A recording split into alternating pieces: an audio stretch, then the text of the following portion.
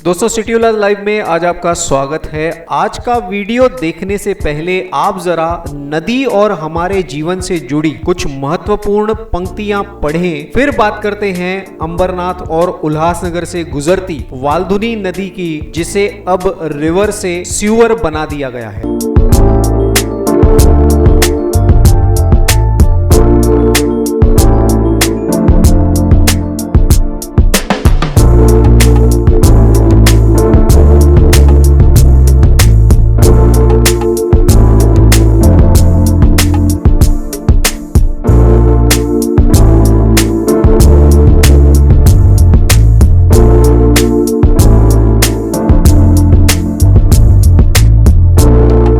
दोस्तों नदियों को किसी भी गांव या शहर के लिए प्रकृति का वरदान माना जाता रहा है, पर अगर इसी वरदान को अपनी लालच या नाकामी के चलते संभाला नहीं गया तो यही वरदान रूपी नदी अभिशाप बनकर उसी शहर या गांव को नुकसान पहुंचा सकती है, जैसा कि हमने 2005 की बाढ़ में देखा था और उसका खामियाजा भी भुगता था। स्क्रीन पर आ रहे दृश्य अंबरनाथ और उल्लासनगर से गुजरती वाल्धुनी नदी के हैं, जिसे देखकर आप हैरान बिल्कुल मत होना, क्योंकि इसकी इस हालत के जिम्मेदार सरकार, प्रशासन और उसके अधिकारी और आसपास के सभी नागरिक हैं, जिन्हें प्रकृति की देन इस नदी की कोई भी कद्र नहीं है। दोस्तों एक और जहां शहरों में पानी की किल्लत चुनाव का मुद्दा बन जाती है और हमारे नेता राज्य व केंद्र की सरकारों से एक्स्ट्रा पानी सप्लाई की भीख मांगते देखे जाते हैं, तो वहीं अपनी ही क्षमता में आने वाली नदी को इस तरह से नजरअंदाज कर उसकी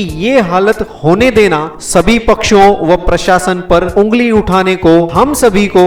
मजबूर कर देता है। वाल्धुनी नदी के मुहाने को विकास के नाम पर छोटा करना व उसके अंदर कंक्रीट का जाल बिछाना और कुदरत से खेलना जैसे अब आम सा हो गया है, और वह भी सरकारी ठप्पे के साथ। इसी पर आइए डॉक्टर स्नेहल दोंडे, जो कि एक जल नायक हैं, हाल ही में वाल्धुनी नदी के मामले में उन्हें क्या सफलता मिली है, आइए उन्हीं से सुनते हैं। मैं डॉक्टर स्नेहल दोंडे, जल नायक महाराष्ट्र। मुझे बताते हुए खुशी होती है कि एनजीटी ने आज हमारा वाल्धुनी का जो हमने केस डाला था एनजीटी में, उसको एक्सेप्ट किया है, और जो रिवर को जो सीवर बना दिया गया वाल्धुनी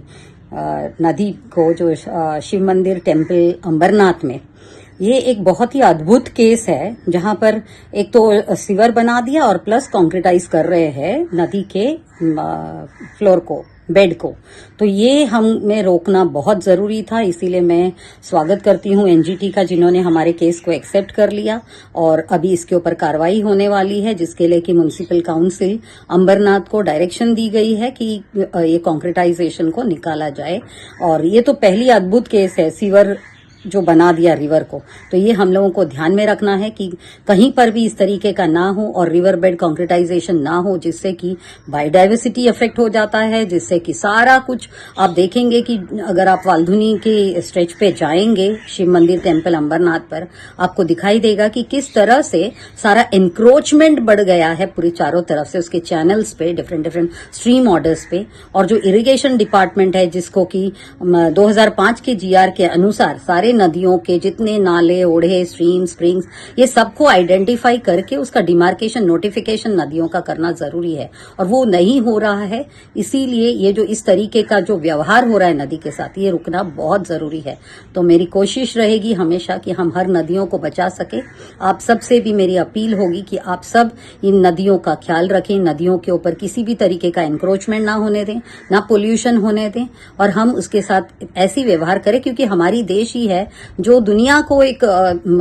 विश्व गुरु की तरह आती है, और हम अपने देश में हमारी नदियों को माँ, पेड़ों को माँ, जमीन को माँ, सारी नेचर को हम मदर नेचर का रेस्पेक्ट देते हैं, लेकिन उसके साथ व्यवहार वैसा नहीं कर रहे हैं। मैं रिक्वेस्ट करूंगी आप सबसे कि आप सब इसका ध्यान रखें, और आइंदा कोई भी हमारी रिवर सीवर ना बन पाए। आप जाकर देखिए शिव मंदिर टेम्पल अंबरनाथ में कि किस तरह से आज की जो हमारी गवर्नमेंट, जो प्रेजेंट गवर्नमेंट है, उनके जो एमपी हैं श्रीकांत शिंदे जी, जिनके मार्गदर्शन में ये सब टेम्पल का जो ब्यूटिफिकेशन का काम चल रहा है, उत्तरकाशी बनाने के नाम पर नदी को स्थिवर बना के और पाइपलाइन में डाल दिया गया है। ये तो बहुत बहुत बुरी हमने उसके साथ में व्यवहार की है, नदी के साथ में। और इस साल इसीलिए वर्षा काल में पूरी जो हमारी शिव टेम्पल की जो शिवलिंग थी वो भी बिल्कुल गटर के पानी में थी। इसीलिए ये बहुत जरूरी था एनजीटी में इस केस को लेके जाना। मैं बहुत बहुत खुश हूं कि आज इसका रजिस्टर हो गया है और हम समझ सकते हैं कि बहुत जल्दी इस पे कार्रवाई होगी। दोस्तों, तो सुना आपने कि डॉक्टर स्नेहल दोंडे और उनके जैसे सोशल एक्टिविस्टों की वाल्धुनी नदी को बचाने की लड़ाई अंत तक चलती रहेगी। तो वहीं नागरिकों से भी अपील है कि नदियों को बचाना उनकी भी जिम्मेदारी है, क्योंकि तापमान निरंतर बढ़ रहा है, जिससे कि पानी की किल्लत का आगे चलकर और भयंकर सामना करना पड़ेगा। तो नदियों को बचाना हम सभी के लिए बहुत जरूरी है। अगली कड़ी में बात करेंगे उन ठेकेदारों के लिए जिन्होंने बड़े बड़े भ्रष्टाचार कर वाल्धुनी नदी को नुकसान पहुंचाया है, जिसमें कि प्रशासन के कुछ अधिकारी भी उनके इन गलत कामों में उनके साथ कंधे से कंधा मिलाकर खड़े हैं। वाल्धुनी नदी के दोषियों पर अगला एपिसोड जरूर देखें। जुड़े रहिए सिटी उल्लास लाइव के साथ। धन्यवाद।